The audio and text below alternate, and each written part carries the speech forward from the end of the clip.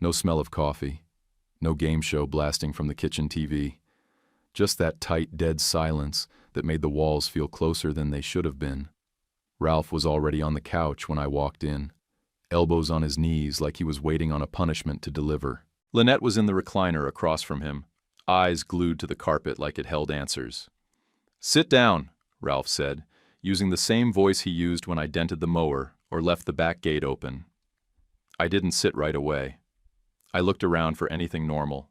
No balloons, no card, not even a dumb joke. Just them. Waiting. So I sat. Lynette didn't look at me when she said it. "You were adopted. I took you in when you were too flat. No build-up, no warning. Like she was reading off a receipt." Ralph didn't blink. "You're grown now. Time to stand on your own 2 feet. That was it. No questions. No. How are you feeling? Just a cold dropkick wrapped in legalese. Before we start, tell us which city or country you're listening from. Let's see which corners of the world we've gathered from today. Thanks. And now the story. I didn't blow up. I didn't cry. That was the thing about growing up in a house where you kept everything tight in your gut. You learned not to react. I just nodded. Okay. Then I stood up. I went straight to my room, didn't say another word. My hands moved on their own. 3 shirts, 2 pairs of jeans, a hoodie, my old ball cap from Grandpa Hank, and the little photo of me on the Ferris wheel when I was maybe 7. I tossed it all into my backpack. Ralph's gift clicked into place then. The new battery in my Honda Civic. He'd installed it 2 days ago without a word. I thought it was weird. It wasn't a favor. It was a setup. The last push out the door. I had $68 in cash, a prepaid flip phone with 9 contacts. That Civic I'd worked all last summer for. Paid $4 grand, clean title, probably worth half that. A buddy would tell me later I got ripped off. 15 minutes. That's how long it took to leave my entire life behind. At the door, I turned around once, just to see if they'd look up, if they'd say anything. Lynette still wouldn't meet my eyes. Ralph just kept staring at the blank TV screen like I wasn't standing there with a backpack full of cheap clothes and 0 plans. I said, "Thanks." Not sarcastic, not angry, just, "Thanks." Then I opened the door and walked out. Didn't slam it, didn't leave a mess. I figured if they wanted a clean exit, I'd give it to them. I didn't look back at the house. Didn't need to. The second the Civic hit the edge of town, my hands stopped shaking, but my stomach was in knots and my mouth was dry as paper. I pulled onto the shoulder right before Maple Ridge and stared at my phone like it might bite me. 9 names. That's all I had in my contacts. I scrolled past coworkers I barely talked to, past some old classmates who'd only invite me if they needed a ride. Then I stopped on Hank. Last name? None. Just Hank. I hadn't seen him in 2 years. Lynette made that choice easy by cutting him off completely after some fight I wasn't even part of. I stared at his name until my thumb hurt from pressing too hard. Then I hit call. He picked up on the second ring. "Garrett?" "Happy birthday, kid." I didn't even say hi. I just said, "They kicked me out." He didn't hesitate. Not even a pause. "Get here." That was it. That one line did something I hadn't felt in hours. It stopped the spinning.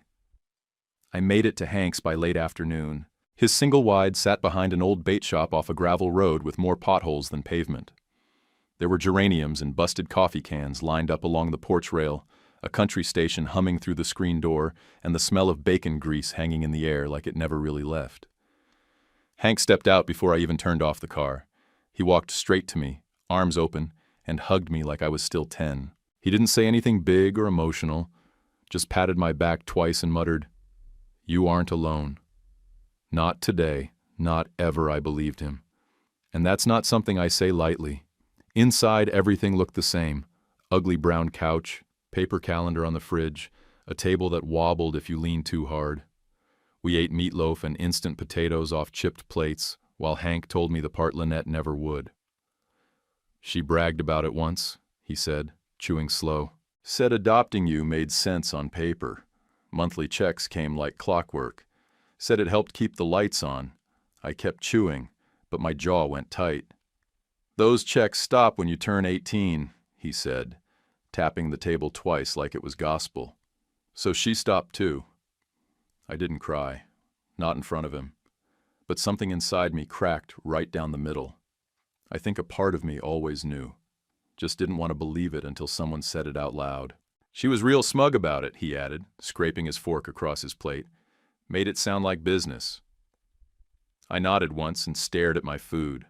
I couldn't finish it. After dinner, Hank didn't say anything about plans or how long I could stay. He just fluffed up the couch, tossed me a clean blanket and said, "You're home now, kid." Rest that couch wasn't comfortable. Springs poked my ribs and the armrest smelled like old chewing tobacco. But I slept like I'd run 20 miles. The trucks on County 12 rolled by all night, and I laid there thinking about Ralph's battery gift, Lynette's dead eyes, and the quiet that had followed me out of that house. Next morning, I found Hank already up, coffee in one hand, an old red toolbox in the other. He set it on the kitchen table and slid it toward me.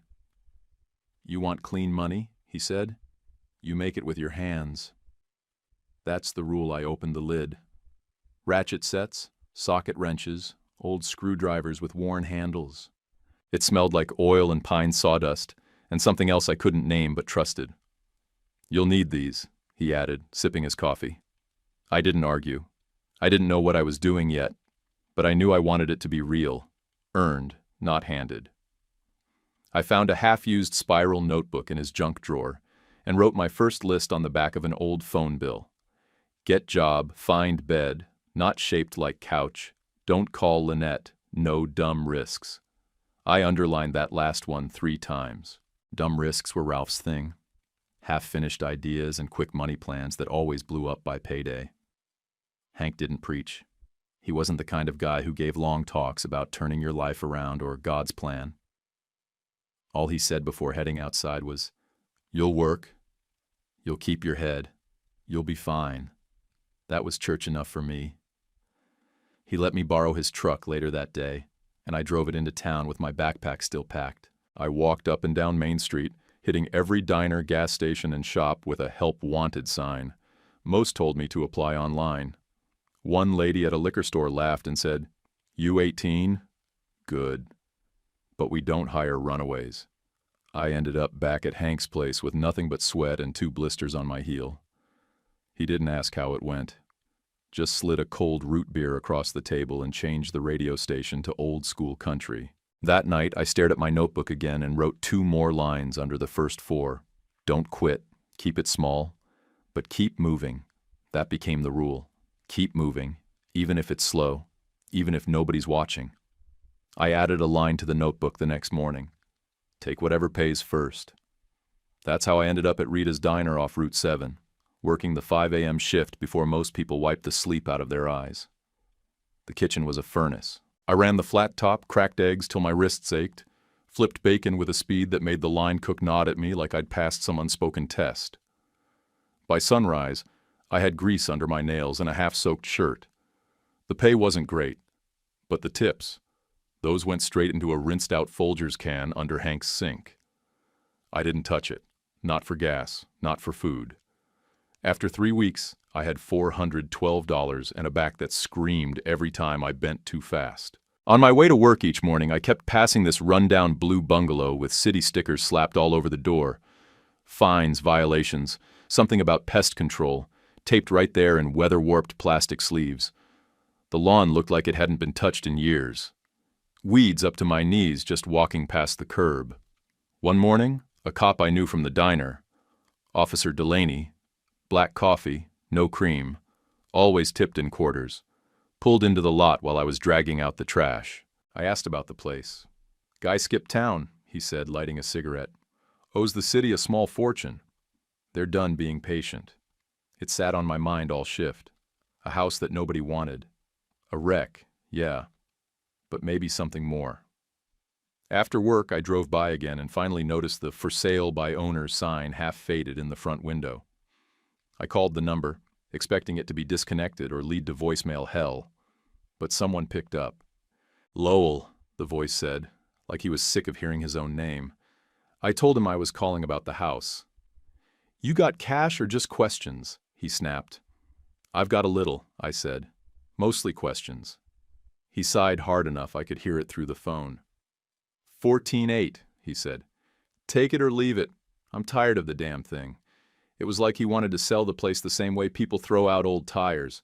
Just get it gone. I didn't even haggle. We agreed to meet the next day. The inside was worse than I expected. Smelled like wet carpet and sour milk, mold on the ceiling, kitchen cabinets falling off their hinges. But I could see it. Under the grime and cigarette stains, there was something solid, bone-deep solid. I scraped everything I had. The Folgers can. 100 Hank slipped me when he thought I wasn't looking. Even sold the Xbox I brought in the Civic. I was still short, so I hit up a local credit union. The lady behind the desk looked at me like I was trying to scam her, asking questions like I was trying to finance a mansion instead of a moldy shoebox. "What do you plan to do with the property?" she asked, pen tapping the desk. "Live in it," I said. "Fix it up." She sighed like she'd heard that one before. But the loan came through, small and ugly, with strings tied to every corner, but enough to close the deal. Nights, I'd scrub the place till the water ran black. I wore a rag over my face like I was robbing the place. Tore out the carpets with a crowbar and a prayer. Hauled broken blinds, crusty ceiling tiles, and God knows what from the basement into a pile that took 3 dump runs to clear. I watched YouTube videos on Hank's cracked phone to learn how to patch drywall, caulk windows, and reseat a toilet that gurgled like it was possessed. Saturdays, Hank came by with his old paintbrushes and helped me tackle the trim. He never made a big deal about it, just showed up with a thermos of black coffee and said, "What's the plan, boss?" While we worked, he'd talk about my mom, not Lynette, the one before her. Said she was sharp when she was young. Laughed easy. "She had it in her to be better," he said once, painting the windowsill. But life leaned on her too hard. I didn't ask for more, just kept sanding. I slept on the living room floor for weeks, rolled up in a flannel blanket like a burrito. My pillow was a rolled-up hoodie. I used a shop light for a lamp and ate canned peaches straight from the tin with a plastic fork. It felt weirdly good, like I'd earned the right to be that tired. By the end of the 3rd month, the place didn't smell like mildew anymore. Fresh paint covered the water stains. The floorboards stopped squeaking. I even put in a working lock on the front door and changed the busted mailbox. That's when I noticed folks walking their dogs had started slowing down when they passed. Just a second or two longer, heads turning toward the porch. I didn't flip it. I didn't sell. I moved in. I moved Hank in too. Gave him the biggest bedroom, the one that caught morning sun. Said he could stay as long as he wanted. He didn't say thank you. He just nodded and said, "Might put my recliner in there." I parked the Civic out front like it was a damn trophy. That night I stood in the living room, barefoot on the floor I laid myself, holding a cold soda and listening to the sound of nothing breaking, nothing yelling, nothing falling apart. I added one last line to the notebook. "Make this the last place you start over." I was sweeping the porch one morning when a guy with a golden retriever stopped at the curb and looked the place over. I figured he'd say something about the paint color or ask if I was flipping it. Instead, he nodded toward the siding and said, "What crew did the cleanup on this one?" I wiped my hands on my jeans and said, "Me and my grandpa." He smiled. "No kidding? I've got an auto shop on Hickory. Place looks like hell. Think you two could do a miracle?" I tried not to grin too hard. "What kind of miracle are we talking about?" "Like, as in, yesterday," he said. I didn't have gear. Barely had cleaning rags left after finishing the bungalow. But I said yes anyway. You don't wait for perfect. You say yes and figure it out. I went inside and dumped my last 185 on the table. Told Hank what I was doing. He didn't blink. "Make sure you wear gloves," was all he said. I hit the hardware store hard. Bleach, degreasers, mops, steel wool, scrub brushes, respirators, and one rolling mop bucket that squeaked like a dying mouse when I pushed it. We showed up at the guy's auto shop at 7 the next morning. By sundown, it gleamed. We scrubbed years of black gunk off the floor, power washed the walls, even pulled half the broken fluorescent lights and swapped them for cheap LEDs from a salvage lot. The owner walked the floor, boots echoing. Then he shook my hand. Got 5 buddies who will want this. I'll give you their numbers if you're serious. I told him I was dead serious. That night, I didn't sleep. I sat on the floor of the living room with the notebook open and wrote the name Bright Rig across the top. No special meaning. Just 2 words that sounded sharp. I liked how it looked. Next morning, I walked into a strip mall office and told the clerk I wanted to register a business. She looked me up and down like she thought I was messing with her. Name of the business? She asked. Bright Rig Services. She typed it like it was a dare, then handed me a receipt. Just like that, it was real. By the end of week 2, we'd cleaned a small machine parts warehouse, a dance studio that reeked of sweat and glitter, and 2 dental offices that paid by check and didn't ask too many questions. I needed help. The jobs were stacking faster than I could do them alone. I didn't have time to get picky. I drove through the trailer park near Hank's bait shop and left notes on 3 doors. One of them belonged to Ramon, who'd done drywall before and didn't care about long hours. The other was Keisha, a single mom with a stare that could burn holes through steel. They didn't want speeches. Just asked for clear hours, cash payment, and no drama. Don't treat me like a favor, Keisha said when she showed up the first day. I'm not a project. I'm here to work. You do the work, you get paid, I told her. Simple as that. We cleaned at night, when offices were empty, and the only thing louder than the vacuums was the old Bluetooth speaker Ramon brought that only played 90s hip-hop. I got home at 3, slept till 7, then spent the morning cold calling businesses from a folding chair in the living room with a space heater pointed at my legs. The Civic had a busted exhaust leak and smelled like melted plastic, but I still used it to haul trash bags and mop buckets in the trunk. That's when I met Doyle. He was the city inspector assigned to commercial cleaning and sanitation compliance. Tall, lean, slick hair, fake grin.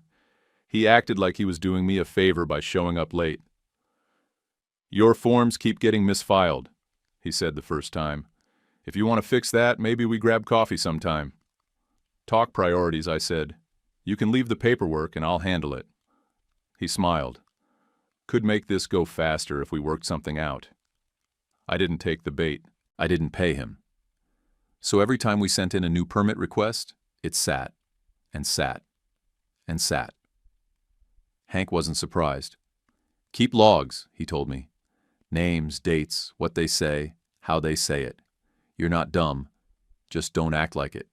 So I bought a black binder. I wrote everything down. Started taping receipts inside, highlighting phone calls, jotting Doyle's exact words in the margins like I was building a case. It made me feel like I was walking into a courtroom instead of a mop job. 3 months in, the Civic died in a rainstorm. Just died. I was 2 blocks from a building in Northside, and the dashboard went dark, the steering wheel locked, and it slid like a brick into the gutter. I got out, popped the hood, and the battery cable was corroded so bad it looked like salt crust. I stared at it for a long minute, rain dripping down the back of my neck, hands soaked shirt clinging to me. That's when it hit me. Ralph had put that damn battery in, back on my birthday. Probably grabbed the cheapest one he could find just to say he helped. I towed the Civic home with Hank's truck and left it parked sideways in the driveway for a week, like a dead animal I didn't want to bury. I'm not trusting anything that man ever touched again, I told Hank.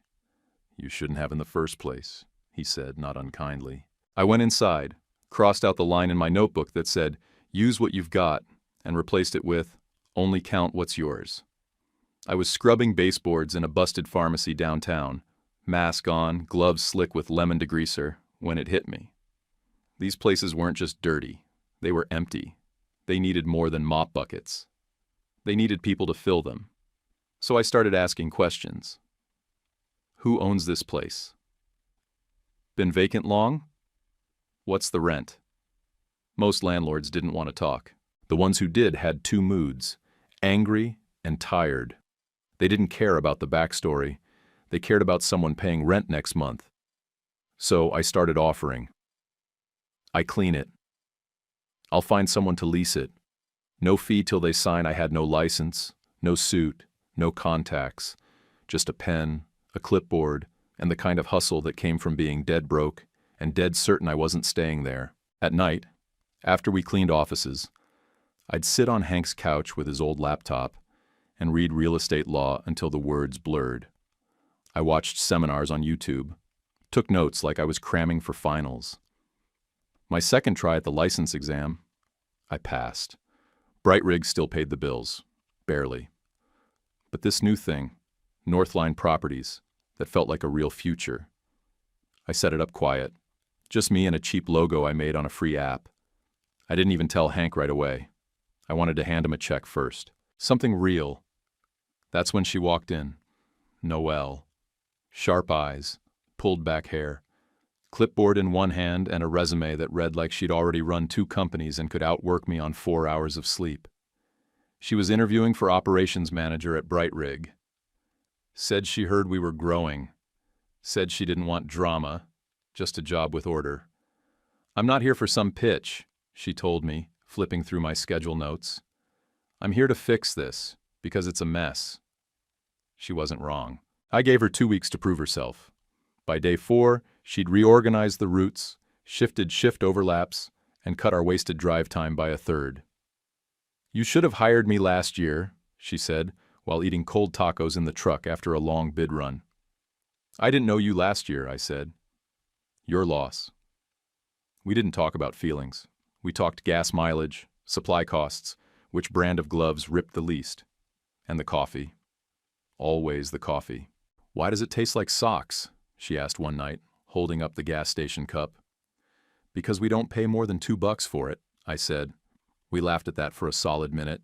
It felt good. No pressure. No tiptoeing. Then Doyle came back around.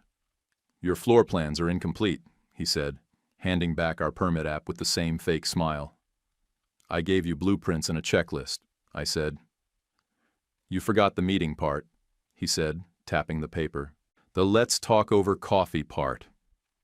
Noelle was across the room watching. When Doyle walked out, she leaned in and said, We're not paying him.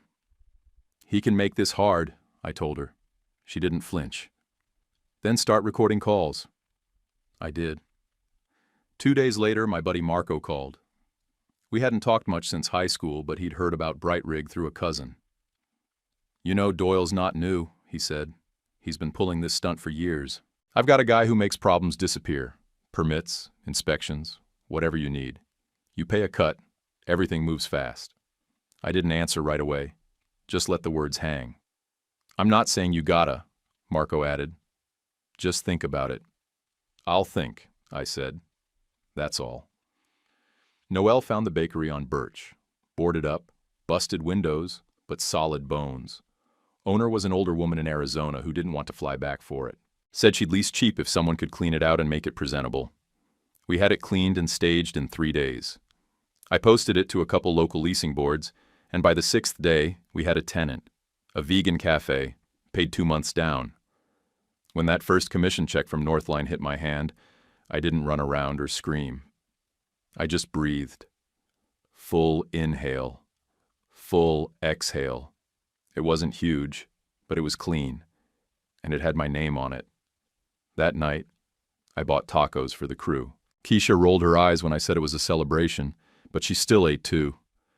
Noelle and I sat in the truck again. Same coffee, same tacos, same cold night. She looked over and said, So what is this? I knew what she meant. It's good, I said. Yeah, she said. It is. We didn't say more that night, but we both knew. After that, we didn't bother pretending. We were together. Not loud about it, not mushy, just solid. She didn't need saving. I didn't either. That's what made it work. I was sitting behind my desk at the Northline office, real glass door, fresh paint, logo etched in white, telling myself for the 5th time that week I'd stop working Saturdays. I'm a liar about that. Always have been. The Gabler contracts were spread out in front of me. Tenant improvements, escrow clause, liability caps, stuff I knew like the back of my hand but still double-checked. I was halfway through a revised clause when my phone buzzed. Text from Noelle. "You're still in that chair, aren't you? We're decorating for Hank's birthday. Move." Then came the honk, 3 short bursts, outside the office window. Blue SUV. Her signature move when I ignored her for more than an hour. I grabbed my jacket and headed out. Noelle rolled the window down just enough to say, "I swear, if I go into labor while you're reading about drywall codes, then I'll name the baby caulking gun and never apologize," I said, climbing in. Her laugh still cracked the tension in my chest the way it did the first time. She was 7 months pregnant and still moving like a project manager with a deadline. One hand on the wheel, the other pointing out which houses along the way had awful paint jobs. We swung by the bakery to grab a lemon cake Hank liked, and stopped at the corner store for 2 packs of streamers and a cheap plastic banner that said "Happy Birthday" in crooked, glittery letters. The mint green sweater she ordered last week was already wrapped in a box the size of a toolbox. At home, Cinnamon hit us in the face as soon as we walked through the door. Hank was in the kitchen, pretending not to notice the balloons we were blowing up behind him. He did that every year, made a whole show of being surprised like he didn't help pick out the menu. I gave him a side hug while Noelle set down the cake. "You're really gonna act like you didn't see the decorations sitting on the couch?" "Don't ruin my moment," he said, deadpan, opening the fridge. "I've got at least 4 more fake surprises left in me." We set the table. Hank sliced the roast like a man doing brain surgery. Noelle arranged the dishes with that half-annoyed precision she used on everything, and I finally let the noise in my head go quiet. It was the kind of silence that didn't feel empty. It felt earned. We all sat down, and I got halfway through my first bite of pot roast when the doorbell rang. Noelle froze, fork in the air. I gave her a look. She gave one back that said, "It better not be work." I stood up, wiped my hands on a dish towel, and walked to the door already halfway annoyed. When I opened it, the air shifted. Lynette stood there, plastic box of grocery store chocolates in one hand, her other hand gripping her purse strap like it might run off. Her hair was pinned up tight. Her eyes were locked on the ground. "Happy birthday to your grandpa," she said. My jaw tensed without permission. I wanted to close the door, or ask what the hell she was doing here after all these years. But it was Hank's day, and I wasn't about to turn it into a war. I stepped aside. "Don't make this about you," I said. "We're doing cake and dinner." "That's it." She nodded without looking at me and walked in quiet. She held the chocolate box like a peace offering no one had asked for. Hank turned from the sink when he heard her voice, but he didn't say anything. Just gave her a look like he'd already played this scene out in his head 100 times and didn't love any version of it. Noelle moved like muscle memory, refilled Hank's drink, cleared the space at the far end of the table, gave Lynette a mug without speaking. The 3 of us had a rhythm now, and Lynette was just noise pressing up against it. We ate. Sort of. Hank asked questions about the baby. Noelle teased him about needing to learn diaper duty. I chimed in with bad jokes about crib assembly. Every few minutes, Lynette would glance up like she wanted to speak but didn't know how. When we lit the candles, Hank put on his fake surprise face and blew them out before we could even finish the song. "Well," he said, brushing crumbs from his beard. "Guess I made it to 89. Must be the lemon cake." We laughed. Not loud, but real. After that, we all kind of agreed, without saying it, to move the real party to next month. Something about the air felt off, forced, like we were all pretending it wasn't weird that the woman who threw me out showed up with a plastic smile and store-brand chocolate. I walked her to the door when it was time. "You picked a weird day to come," I said, keeping my voice level. "It's not about me," she said, still not meeting my eyes. "Good," I replied, "because it never should have been." She stood there for another second like she wanted me to ask her something. I didn't. I opened the door, and she walked out without looking back. Inside, Noelle had already cleared the dishes. Hank was reclined in his chair, hand on his stomach, watching us like he'd seen the whole thing through a crystal ball. "You handled that better than I would have," he said, half asleep. I shrugged. "I wasn't going to let her ruin your birthday." He smiled without opening his eyes. That's the difference between me and you. I'd have let her ruin mine, just to tell her off. I sat down next to Noelle and looked at her, not because I needed comfort, but because I already had it. She didn't say a word, just reached over and squeezed my hand under the table. That was enough. She came back the next day. Noelle opened the door this time, and I heard the tone in her voice when she called to me, neutral, tight, like she wasn't surprised but still didn't like it. I came out of the office and saw Lynette sitting at the dining table like she was in a waiting room. Same purse, same boxy jacket from the night before. This time she thanked Noelle for the coffee and actually looked at her when she said it. Noelle nodded once and sat beside me. Hank was across the table, picking at leftover cake with the side of a fork. He didn't say a word. We tried to fill the air with something light. Talked about the band from last year's county fair, the one with the banjo guy who couldn't keep rhythm. Hank cracked a few half-decent jokes, and Lynette gave these stiff little laughs like she didn't remember how to do it right. Then she set the cup down, both hands still holding it. "I'm sorry," she said, voice thin, thinner than I ever remembered it being. "For the way I treated you." For how it began, Noelle didn't move, just kept her eyes on the table. I looked straight at Lynette and waited to see if she had the stomach to say more. She did. "I adopted you for the checks," she said, fast like she was ripping off gauze. "I told myself it was practical, that it made sense. And when the checks stopped, when you turned 18, I thought it was a decision due." That's what she said.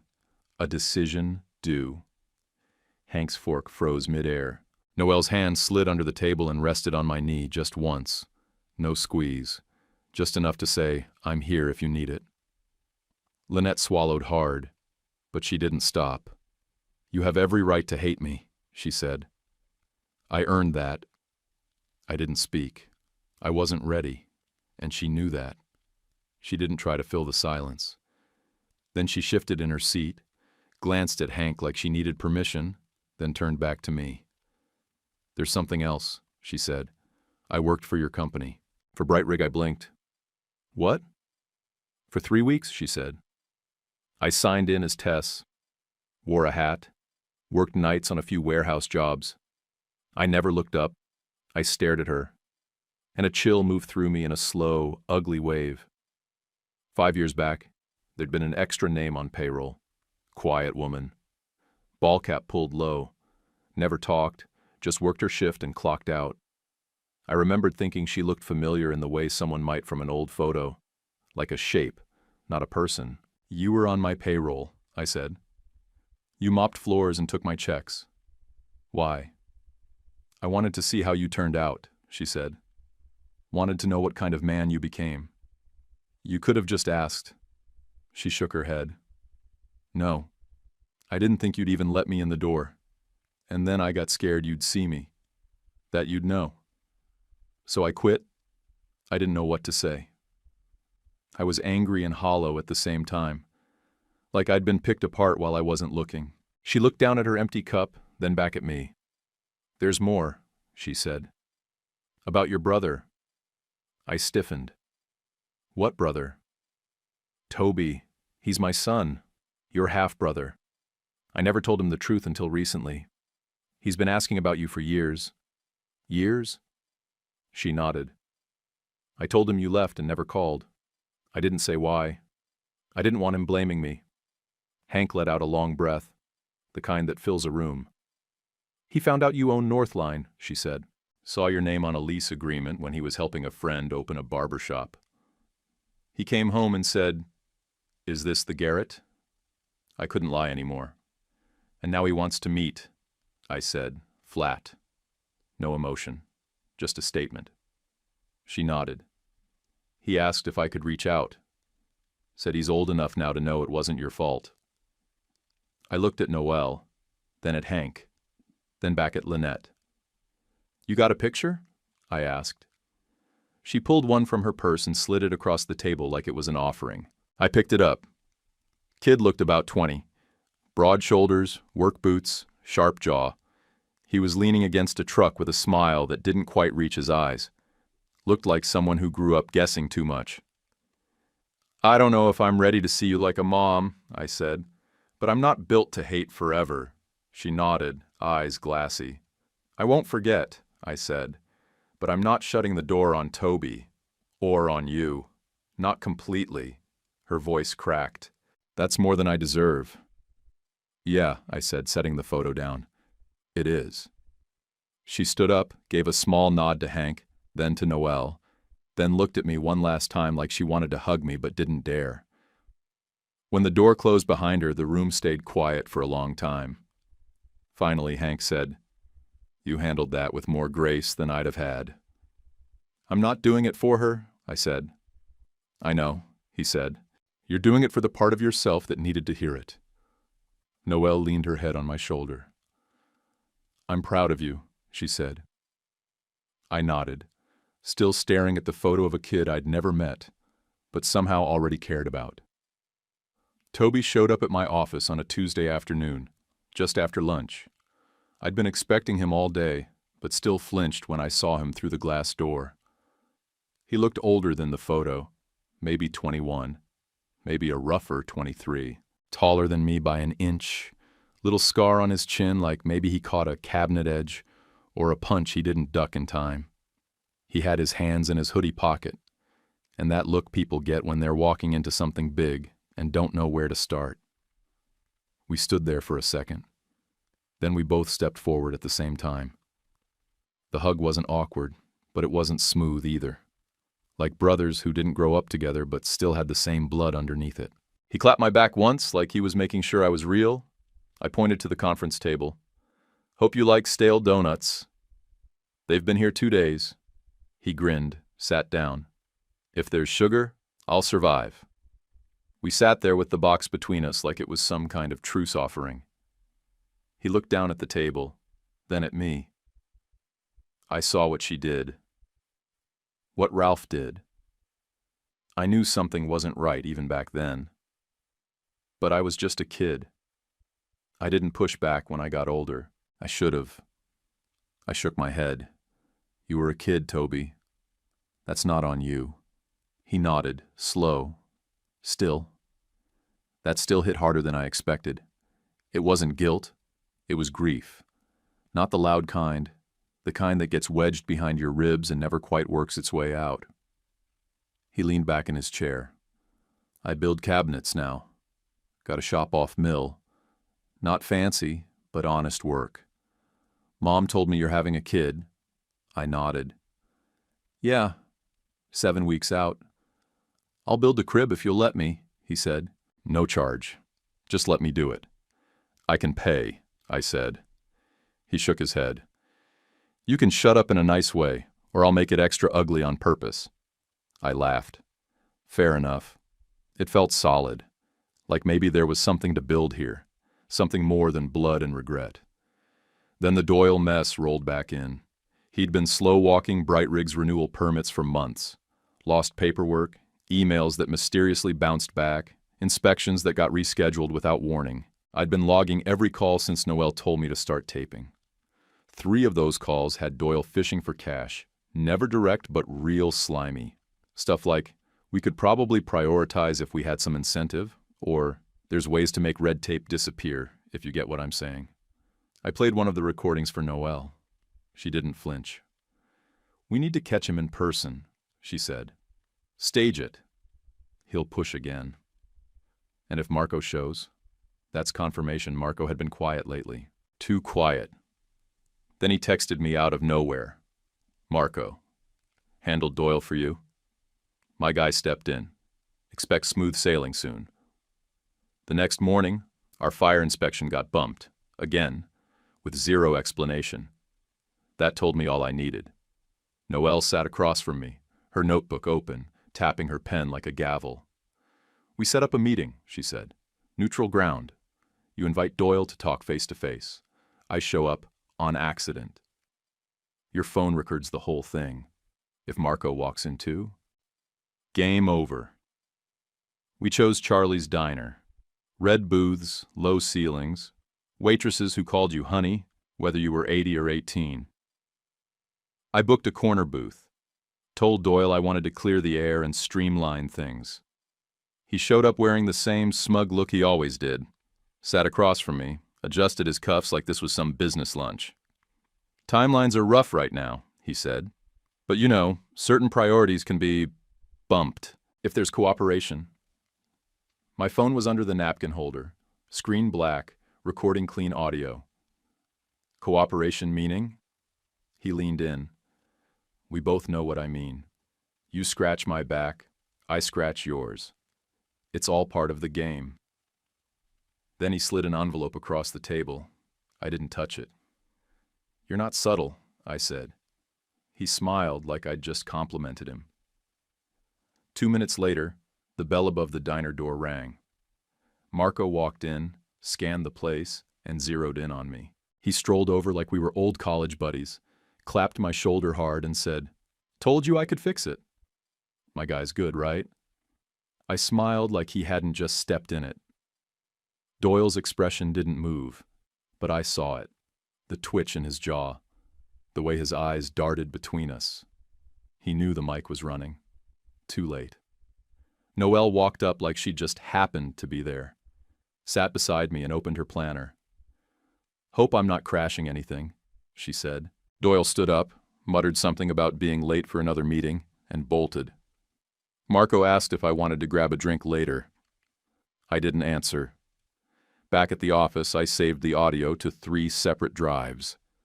Noelle closed her laptop and looked at me across the desk.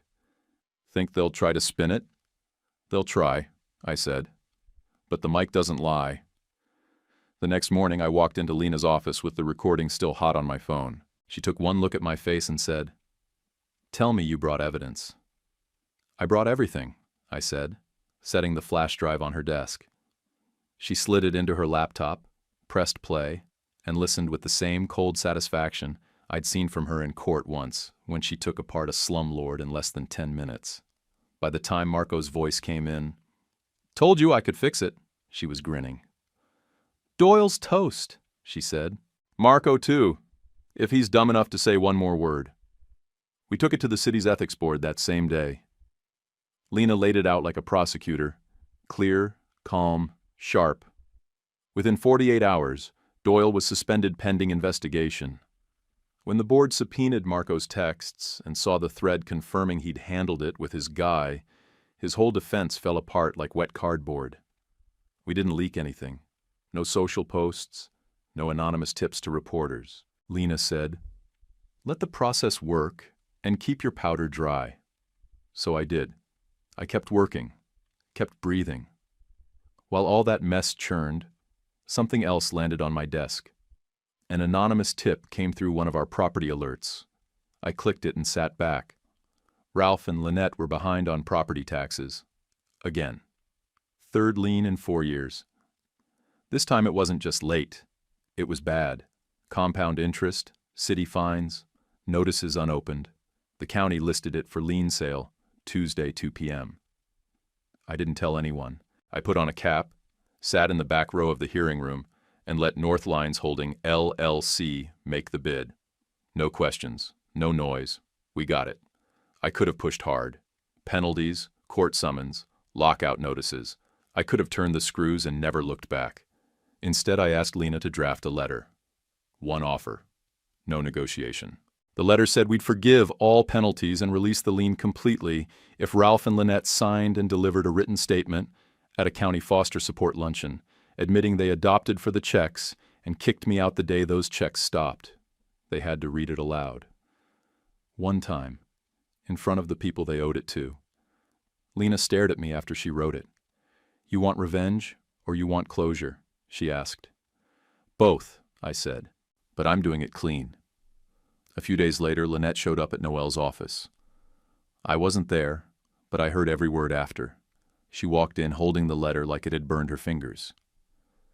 "Is he serious?" she asked. Noelle didn't blink. "Very. People will be there.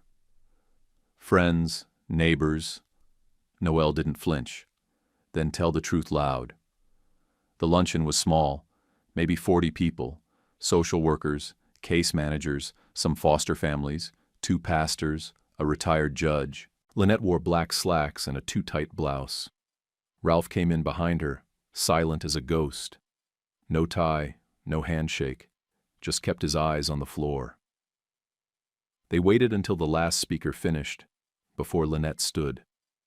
She walked to the front like someone walking into court, pulled a folded paper from her purse, hands shaking. She started reading. "My name is Lynette. My husband and I adopted a boy named Garrett when he was 2. We did it for the checks. We told ourselves we were helping. We were not helping. When the support ended on his 18th birthday, we told him to leave. He had no warning, no money, no plan. That was our choice. And it was wrong." Her voice cracked halfway through. She kept going. Ralph never looked up. She finished, folded the paper, and sat down. Nobody clapped. Nobody needed to. It wasn't a performance. I didn't stand. I didn't cry. I just sat there and felt something shift in my chest. It wasn't joy. It wasn't anger. It was a click. A clean, quiet click. Like a door I didn't know I was still holding shut finally closed. That afternoon, Lena filed the lien release. Everything was satisfied. Every cent, every penalty. That night, I slept without clenching my jaw. First time in months. A few weeks later, Noelle's water broke a little after sunrise on a Wednesday. She was standing at the sink, brushing crumbs off a plate, when she turned and said, "Okay." It's time. Hank looked up from his newspaper like he'd been expecting it for weeks. He stood, stretched his back, and said, "I'll feed the cat," then sank into his favorite chair like a sentry guarding the fort. We got to the hospital in 23 minutes. I know because I counted every light we ran. I held Noelle's hand through check-in, through the epidural, through the real contractions that made her grab my wrist hard enough to leave a mark. I tried to keep it light, made dumb jokes about naming the baby after fast food or plumbers, but I could see it in her face. She didn't need my humor. She needed my voice, steady, counting through the peaks and breathing with her. Our son came out mad at the room, red-faced, arms swinging, lungs ready to fight. He let out one solid yell, then went quiet the second they laid him on Noelle's chest. We named him Porter, Hank's middle name. Not fancy, not trendy, just strong. That night, Toby showed up grinning, holding a blanket-wrapped bundle with 2 arms and a proud smile. Inside was a crib. Real wood, hand-carved, no instructions needed. He carried it like a gift from one brother to another. "I didn't use glue," he said, "just pegs and stubbornness." He set it up in 20 minutes flat, humming the whole time like it was nothing. When he finished, he stepped back, clapped the side once, and said, "Your kid's going to sleep in style." I looked at the name, Porter, carved into the headboard like it had always been there. Hank came in behind us, leaned over the crib, and rested a hand on my shoulder. "You did fine, kid," he said. "That's the one I'll remember when I'm old. Not the awards, not the deals, not even the name on the office glass. That line, from him." 2 weeks later, Doyle got canned. Ethics board made it official. Permanent disqualification, public notice, stripped title. He didn't even appeal, just disappeared. Marco tried to text like none of it mattered, like we were still boys and the whole thing was some misunderstanding. I let the message sit unread. Quiet was its own answer. A week after that, a card showed up. No name on the envelope, just my first name in Lynette's handwriting. Inside, "Thank you for giving me a way to tell the truth. I didn't deserve it." That was all. No ask, no phone number, just that. I read it once, then put it in a drawer with the rest of the things I don't burn or display.